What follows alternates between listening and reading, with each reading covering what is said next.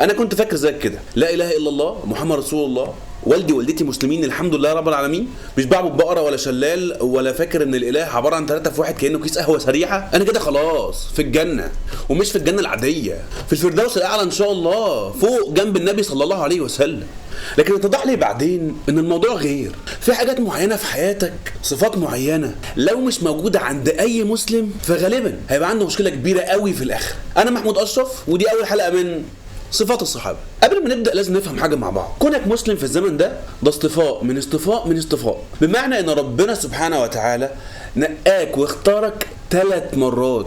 اولا الله سبحانه وتعالى خلقك انسان من ابناء سيدنا ادم عليه السلام، مش قرد مش نحله مش نخله مش فازه. وربنا سبحانه وتعالى يقول في كتابه الكريم ولقد كرمنا بني ادم. فاول اصطفاء انك انسان. تاني اصطفاء انك مسلم، دينك الاسلام اللي هو الدين السليم اللي نزل بيه كل الانبياء والرسل عليهم جميعا افضل الصلاه والسلام. مؤمن ان الله سبحانه وتعالى واحد احد، ماشي على مراده سبحانه وتعالى، بتطيعه فبتنفذ اوامره وبتمتنع عن نواهيه. تمام. ثالث اصطفاء انك مش اي مسلم، ده انت من امه خير الانبياء والمرسلين صلى الله عليه وسلم، احسن واجمل مخلوق مشي على الارض صلى الله عليه وسلم. فانت كريم قوي على ربنا سبحانه وتعالى. فنيجي هنا لتفصيله مهمه. انت مؤمن ان الموت حق، هيحصل.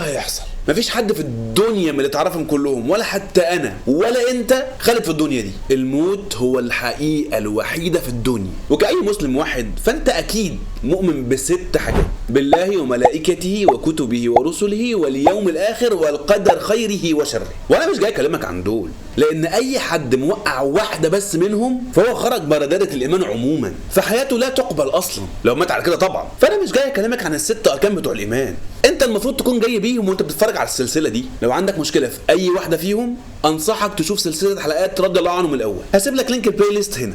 امال انا جاي اكلمك عن ايه؟ انا جاي اكلمك عن صفات لازم تكون موجوده في كل مسلم. ضروري كل واحد مننا ما يموتش الا وهو بيحاول على الاقل يجيب الصفات دي، يتصف بيهم، يبقوا في حياته. ليه بقى بقول لك ان دي صفات الصحابه رضي الله عنهم وارضاهم؟ لان بما ان ربنا سبحانه وتعالى عزيز حكيم، فمن حكمته سبحانه وتعالى انه يختار لاشرف الخلق صلى الله عليه وسلم صحبه يعز بيها الاسلام وينصر بيهم نبيه صلى الله عليه وسلم. الصحابه رضي الله عنهم وارضاهم اللي سمعوا بودانهم وهم عايشين ان ربنا سبحانه وتعالى رضي عنهم خلاص، زي ما ربنا سبحانه وتعالى قال عنهم في سوره التوبه كده: والسابقون الاولون من المهاجرين والانصار والذين اتبعوهم باحسان رضي الله عنهم ورضوا عنه. فاكيد الصفات اللي ربنا سبحانه وتعالى اعزهم بيها تبقى كل صفات الخير والايمان: صدق، مروءه، نخوه، جلد، صبر، شجاعه.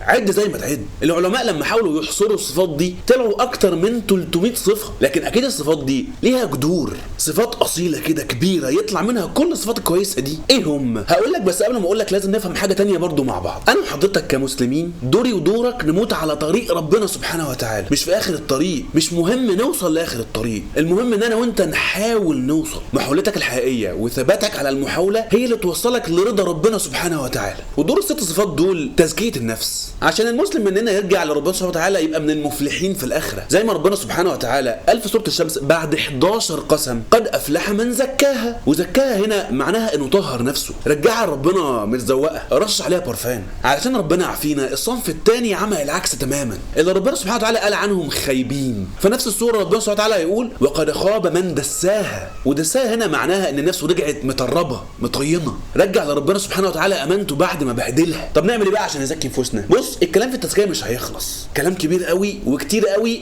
مش مجاله هنا، بس ممكن يبقى عندنا ال6 صفات اللي كانوا عند الصحابه رضي الله عنهم وارضاهم، اللي لما حاولوا يتصفوا بيها ربنا سبحانه وتعالى ختم لهم بشهاده رضوان. عد معايا 6 صفات، كل صفه مقسومه نصين، ترتيبهم كالاتي: 1.